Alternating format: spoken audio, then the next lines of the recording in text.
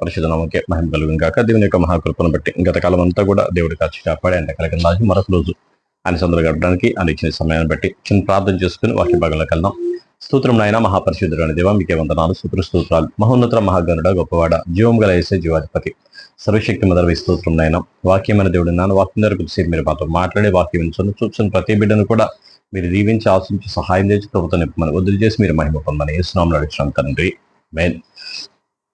మంచిది. దేవుని ఘనమైన పరిశుద్ధ నామముకే మహిమ కలుగును గాక. వాక్యం వింటున్నా చూస్తున్నా మీ అందరికీ కూడా ప్రభువైన యేసుక్రీస్తు నామములో వందనములు శుభములు తెలియజేస్తున్నాను.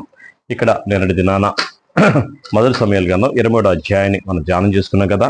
23వ అధ్యాయంలో సౌలు దావీదును తరుముతా ఉంటే దావీదు పారిపోయాడు. దావీదు పారిపోయిన తర్వాత సౌలును వెతుక్కుంటా వచ్చిన సమయంలో ఫిలిష్తీయులు మళ్ళా ఇశ్రాయేలు రాజ్యం మీదకి దండెత్తి సౌలుకి తెలియబడినప్పుడు మళ్ళీ అక్కడ నుండి మానేసి మళ్ళా తిరిగి సౌలు వెళ్ళిపోయాడు.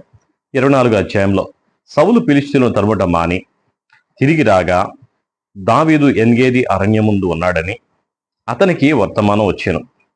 అప్పుడు సౌలు ఇశ్రాయేలు అందరిలో నుండి 3000 మందిని ఏర్పరచుకుని వచ్చి కొండ మేకలకు వాసములకు శిలాపర్వతముల మీద దావీదును అతని జనులను వెతుకుటకై బయలుదేరాను. చూడండి, ఎక్కడో అడవుల్లో ఉన్నాడు, ఎక్కడో అరణ్యంలో ఉన్నాడు. అయినప్పటికీ కూడా రాజుగా ఉన్న సౌలుకి నెమ్మది లేదు. ఎందుకంటే ఎప్పటికైనా సరే రాజ్యం వెళ్ళిపోద్దేమో అని చెప్పేసి సౌలు నెమ్మది లేనివాడిగానే ఉన్నాడు. నెమ్మది లేకుండా ఎక్కడో ఉన్నవాడిని తరమడానికి, ఎక్కడో ఉన్న ఎతకడానికి ఆయన బయలుదేరాడు. మార్గంలో ఉన్న గొర్రెల దొడ్లకు అతడు రాగా అక్కడ గుహ ఒకటి కనబడెను. అందులో సౌలు శంకరావర్తికి పోగా దావీదును అతని జనులను ఆ గుహ లోపలి భాగములలో ఉండిరి.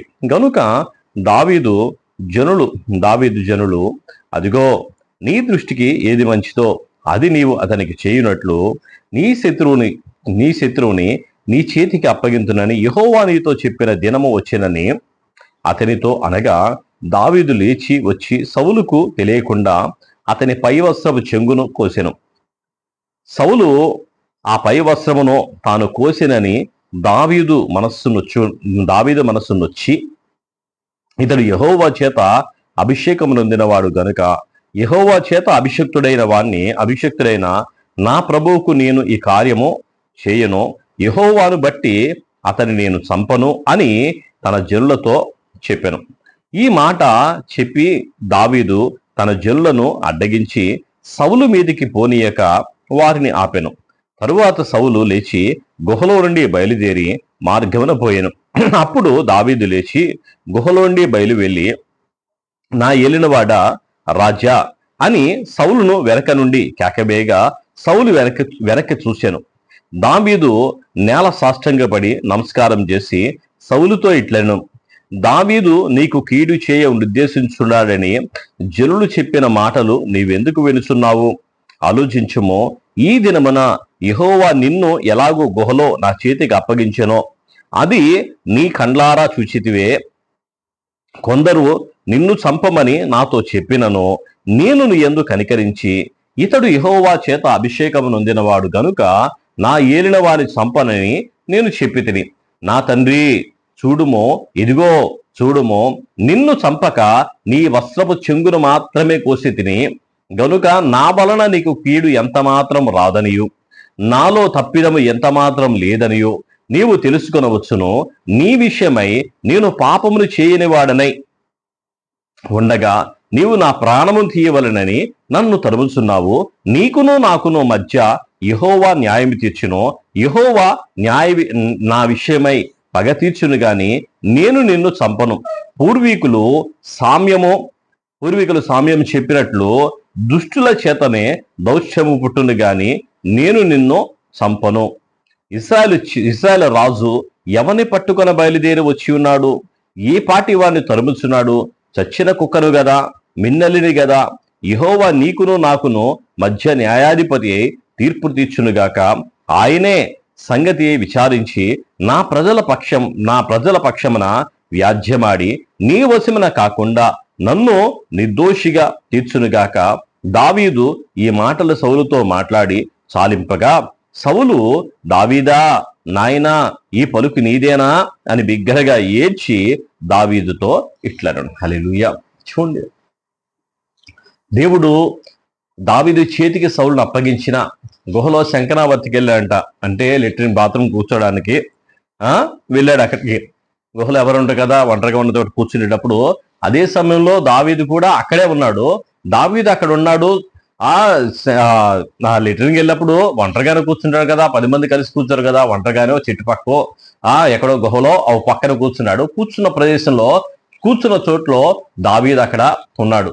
అక్కడ ఉన్న జనులందరూ కూడా చెప్తున్నారు, జనులందరూ కూడా పక్కన ఉన్నారు చెప్తున్నాడు, ఇదిగో నీ దేవుడు నీ చేతికి నీ శత్రువుని అప్పగించాడు, ఇదిగో నీ చేతికి ఏది వస్తే అది చెయ్యి, అతన్ని పోటు చంపేసి నిన్ను ఎంతగా తనమడానికి, ఎంతగా నిన్ను చంపడానికి ఎక్కడ దాకా వచ్చాడు, ఈ చేతికే దేవుడు అప్పగించాడు అని అంటే అతని వెనకాల వెళ్ళి అతని వస్త్రపు చెంగును ఆయన కూడా తెలియకుండా కోసి ఆ కోసిన దానికి కూడా నొచ్చుకున్నాడు. ఈయన దేవుని చేత అభిషేకించబడిన వాడే అని చెప్పేసి అతను చంపని చెప్పి తీర్మానం చేసుకున్న తర్వాత వెనక్కి వెళ్ళిపోయాడు. ఏమీ తెలియకుండా సైలెంట్గా వెనక్కి వెళ్ళిపోయాడు.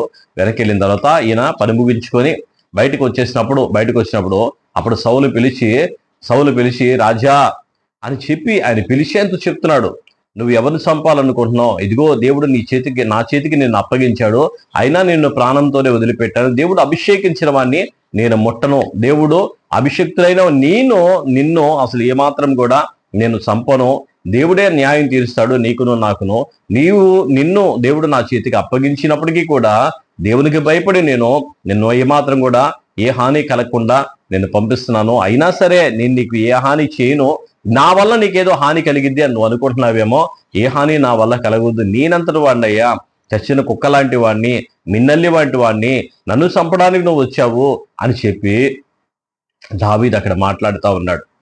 దేవుడు అభిషేకించిన నేను ముట్టకూడదు, దేవుడే చూస్తాడు.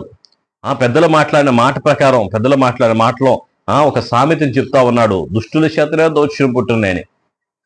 ఎవరు దుష్టే ఉన్నాడు, దుష్టుడి చేతిలోనే, అసలు దుష్టుల చేతులు దుష్టే పోతారు తప్ప నువ్వు నా వల్ల కాదని చెప్పేసి ఆయన చెప్తూ ఉన్నాడు. అప్పుడు అంటా ఉన్నాడు, సౌలు మాట్లాడుతూ చెప్తున్నాడు కదా, సౌలు బిగ్గరగా ఏడ్చి దావీదుతో ఇట్లను, యెహోవా నన్ను నీ చేతికి అప్పగింపగా నన్ను చంపగా విడిచినందుకు ఈ దినమున నీవు నాకు నా అపకారమునకు ఉపకారము చేసిన వాడివై నా ఎడల నీకున్న ఉపకార బుద్ధిని వెల్లడి చేసితివి గనుక నీవు నాకంటే నీతిపరుడవు.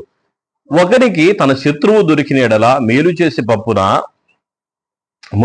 పంపివేయినా ఈ దినమున నీవు నాకు చేసిన దాన్ని బట్టి యెహోవా ప్రతిగా నీకు మేలు చేయనుగాక, నిశ్చయముగా నీవు రాజువగుదువనియు ఇశ్రాయేలు రాజ్యము నీకు స్థిరపరచబడిననియు నాకు తెలియను. కాబట్టి నా తర్వాత నా సంతతి వారిని నీవు నిర్మూలన చేయకుండా ఉండునట్లు, నా తండ్రి ఇంటిలో ఉండి నా పేరు నీవు కొట్టివేయకుండా ఉండునట్లు యెహోవా నామమున నాకు ప్రమాణం చేయమో. అంతటా దావీదు సౌలుకు ప్రమాణం చేసెను. అప్పుడు సౌలు ఇంటికి తిరిగి వచ్చెను. అయితే దావీదును అతని జనులను తమ కొండ స్థలములకు వెళ్ళిపోయారు. హల్లెలూయా. ఇద్దరికి కూడా ఒక నిబంధన చేసుకున్నారు, ఇద్దరు కూడా మాట మాట్లాడుకున్నారు. అప్పుడు కూడా దావీదు అంటున్నాడు కదా, దేవుడు నన్ను నీ చేతికి అప్పగించినప్పటికీ కూడా అపకారానికి ఉపకారమే చేసావు, కానీ నిన్ను చంపడానికి వస్తే నన్ను బ్రతికించి పంపించావు, కానీ నీకు అవకాశం ఉన్నప్పటికీ కూడా నాకు ఏ హాని కలగకుండా నన్ను వదిలివేసినందుకు నాకంటే నీవే నీతిమంతుడు అయ్యా. ఇశ్రాయేలు రాజ్యం కంపల్సరిగా నీ చేతికి వస్తే వచ్చిన తర్వాత నువ్వు జ్ఞాపకం చేసుకోమని చెప్పేసి అప్పుడు యోనాతాన్ అంటున్నాడు. ఇప్పుడు సౌలు చెప్తున్నాడు. సౌలు చెప్పి ఇక అక్కడి నుండి తిరిగి వెళ్ళిపోయాడు. ఇక దావీదును తన జనులందరూ కూడా తన ఇంటికి వెళ్ళిపోయారు. వారందరూ కూడా వారి ప్రదేశానికి వెళ్ళిపోయారు. చూడండి, శత్రువు తరుగుతా ఉన్నాడు, కానీ దేవుడు కాపుదలిస్తున్నాడు. శత్రువు చేతికి చిక్కినప్పటికీ కూడా, శత్రువు ఎవరంటే దేవుని చేత అభిషేకం పొందినవాడు. దేవుని చేత అభిషేకం పొందిన వాడిని నేను ముట్టను అని చెప్పి దావీదు తీసుకున్న ఆ తీర్మానం, దావీదు తీసుకున్న దేవుని యందు భయము దేవునికి ప్రీతికరమైంది, దేవునికి ఇష్టమైంది, దేవుడు మెచ్చుకునేది. అందుకే చెప్తున్నాడు, దావీదు శాశ్వత కృపను నేను చూపించాను, దావీదు యొక్క సింహాసనం మీద అతని కుమారుని ఒక్కనైనా ఉంచకుండా నేను ఉండను అని చెప్పేసి దేవుడు ఆ రోజు తీర్మానం చేసుకున్న తీర్మానం ప్రకారం ఇప్పుడు కూడా దావీదుకి దేవుడు తోడుగానే ఉన్నాడు. దేవుడి మాటలు దీవించి ఆశ్రయించును గాక. దేవుని కృప తోడే ఉండి నడిపించును గాక. చిన్న ప్రార్థన చేసుకుందాం. స్తోత్రం నాయన, మహాపరిశుద్ధుడైన దేవా, మీకు వందనాలు, స్తోత్రాలు. వాక్యమైన దేవుడు నాయన, అయా మీరు మాతో మాట్లాడింది మీకు వందనాలు. మీ కృపను బట్టి, మీ దయను బట్టి, మీ ప్రేమను ఆశలను స్తోత్రాలు చేస్తున్నాయన. వాక్యమైన చూస్తున్న ప్రతి బిడ్డ కూడా దీవించి ఆశించి విషయాన్ని తోడుగా నడిపి సహాయం చేయమని యేసు నామములో అడుగుచున్నాం తండ్రి. ఆమేన్.